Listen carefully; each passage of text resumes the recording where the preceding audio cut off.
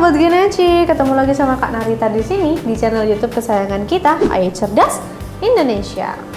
Sahabat Genaci, hari ini Kak Narita mau bahas tentang awan. Nah, macam-macam awan yang perlu kita ketahui dan ini penting banget karena ada di materi pelajaran kita juga.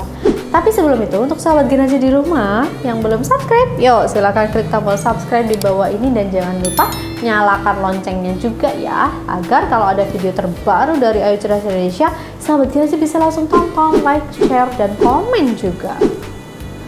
Nah, langsung saja kita masuk ke materi pembahasan hari ini, yaitu tentang awan. Siapa yang tidak tahu awan? Pasti semuanya tahu ya, karena awan adalah salah satu objek yang ada di lapisan atmosfer kita yang dapat dilihat dengan mata telanjang. Atau bisa dijelaskan dengan singkat bahwa awan adalah massa tetesan air yang terlihat. Umumnya terdiri dari kristal atau es, atau campuran dari kristal dan es. Awan juga memiliki banyak fungsi dan manfaatnya untuk manusia. Beberapa diantaranya adalah sebagai indikator cuaca dan iklim, lalu juga sebagai sumber air dan pemantul radiasi matahari. Nah, sekarang kita masuk ke pembahasan inti, yaitu Kak Narita akan jelaskan macam-macam awan yang ada di atmosfer kita.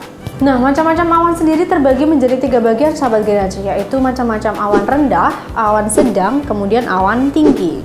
Nah, di sini mereka juga memiliki kelompok-kelompok lagi, maka dari itu Kak Narita akan bahas satu persatu, mulai dari macam-macam awan rendah.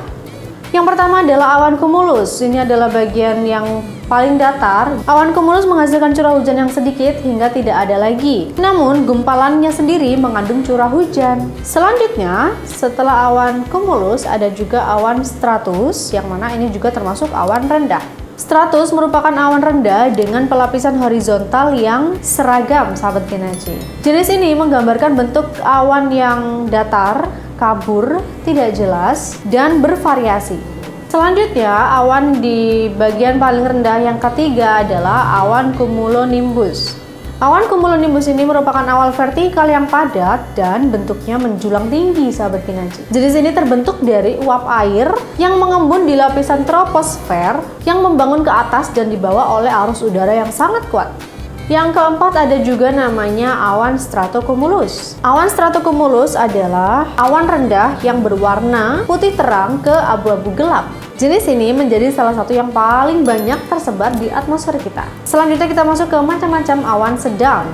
Awan sedang yang pertama adalah awan altocumulus. Altocumulus merupakan salah satu dari macam-macam awan sedang yang termasuk ke dalam stratocumuliform. Kategori tersebut ditandai dengan massa globular dan gulungan pada lapisan, sahabat Genaci. Sehingga elemen individunya menjadi lebih besar dan lebih gelap dibanding cirrocumulus dan lebih kecil dari stratocumulus. Sekarang kita masuk ke awan yang kedua, yaitu awan altosaurus. Altosaurus sendiri terdiri dari tetesan air, kristal es, atau juga campuran dari keduanya, sahabat Genaci. Awan ini terbentuk ketika massa besar udara hangat dan lembab, sehingga menyebabkan uap air yang mengembun. Selanjutnya ada awan nimbus stratus. Awan ini berbentuk seragam dan berwarna abu-abu gelap. Dan di dalam awan ini terdapat curah hujan yang banyak. Adapun jenis hujan yang turun biasanya bisa berupa air, salju, atau bahkan es. Nah, itu tadi adalah macam-macam awan dalam kelompok sedang. Sekarang kita masuk ke yang terakhir, yaitu awan dalam kelompok yang tinggi. Awan dalam kelompok yang tinggi ada 3 macam, yaitu awan cirrus. Cirrus yang pertama merupakan awan tinggi yang terbuat dari kristal es. Bentuknya terlihat halus dan sangat tipis. Awan cirrus terbentuk dari puncak badai petir dan bisa memprediksi datangnya hujan yang deras atau badai. Selanjutnya ada awan cirrostratus. Cirrostratus ini terbentuk dari kristal es yang merupakan potongan dari air beku. Awan ini memiliki tekstur yang berserat tanpa lingkar cahaya. Awan cirrostratus biasanya terletak di atas 5,5